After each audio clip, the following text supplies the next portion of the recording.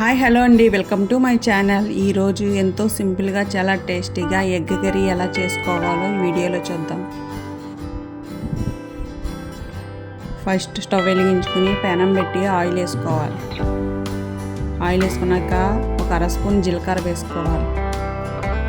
జీలకర్ర వేసుకున్నాక ఒక 4-5 ఉల్లిపాయలు చిన్న చిన్న ముక్కలు కట్ చేసుకుని వేసుకోవాలి. ఇవి బాగా వేపుకోవాలి. ఇలా ఒకసారి కలుపుకున్న తర్వాత మూత పెట్టి కొంచెంసేపు ఉంచుకోవాలి. కొంచెంసేపు తర్వాత మూత తీసుకుని ఒకసారి కలపాలి. మళ్ళీ ఇలా సగం వేగిన తర్వాత ఒక 2 పచ్చిమిరపకాయలు చిన్న చిన్న ముక్కలు కట్ చేసుకొని వేసుకొని కొద్దిగా సాల్ట్ వేసుకొని ఒకసారి బాగా కలుపుకోవాలి. మూత పెట్టకుండా కొంచెంసేపు వేపుకోవాలి.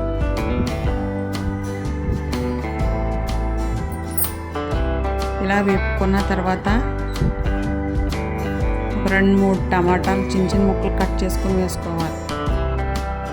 ఈ టమాటాలు వేసి బాగా కలుపుకొని ఒకసారి మూత పెట్టి ఈ టమాటాలు మెత్తగా మగ్గే వరకు ఉంచుకోవాలి. కొంచెంసేపు తర్వాత మళ్ళీ మూత తీసుకొని కలుపుకోవాలి. ఇలా ఉల్లిపాయలు టమాటాలు మెత్తగా మగ్గిన తర్వాత ఒక స్పూన్ అల్లం వెల్లుల్లిపాయ పేస్ట్ వేసుకోవాలి. వేసుకుని బాగా పచ్చివాసన పోయే వరకు వేపుకోవాలి అల్లం వెల్లుల్లిపాయ పేస్ట్. ఇలా వేగిన తర్వాత ఒక అర స్పూన్ సాల్టు, మీ టేస్ట్ తగ్గట్టు కారం ఒక 2 స్పూన్లు వేసాను. ఇక్కడ నేను పచ్చిమిరపకాయలు వేసాను కాబట్టి చూసుకుని వేసుకోవాలి. కారం ఒక అర స్పూన్ ధనియాల పొడి, ఒక అర స్పూన్ గరం మసాలా వేసుకొని ఒకసారి బాగా వేపుకోవాలి.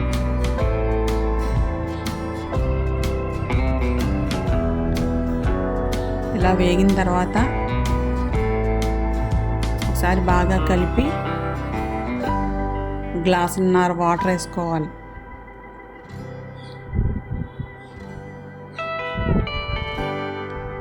ఫస్ట్ ఒక గ్లాస్ వేసాను, తర్వాత అర గ్లాస్ వేసాను అన్నమాట. ఇలా నీళ్ళు వేసి ఒకసారి బాగా కలుపుకొని మూత పెట్టి ఈ నీళ్ళు మరిగే వరకు ఉంచుకోవాలి.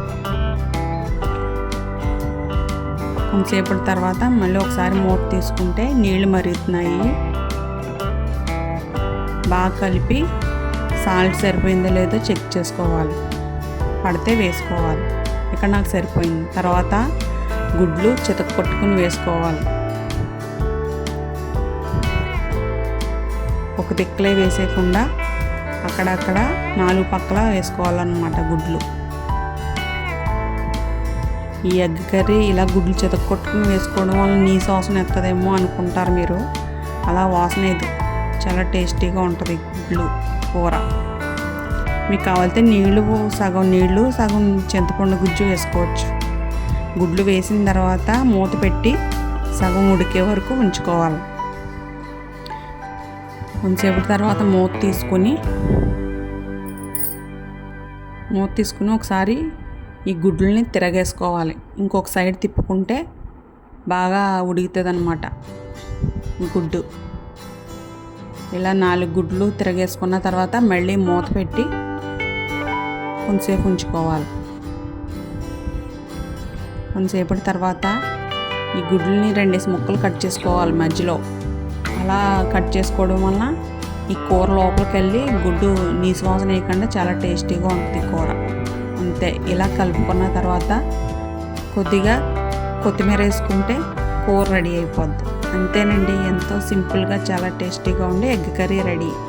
ఒకసారి ట్రై చేయండి. ఈ ఎగ్ కర్రీ చపాతీలోకి రైస్లో కూడా చాలా టేస్టీగా ఉంటుంది.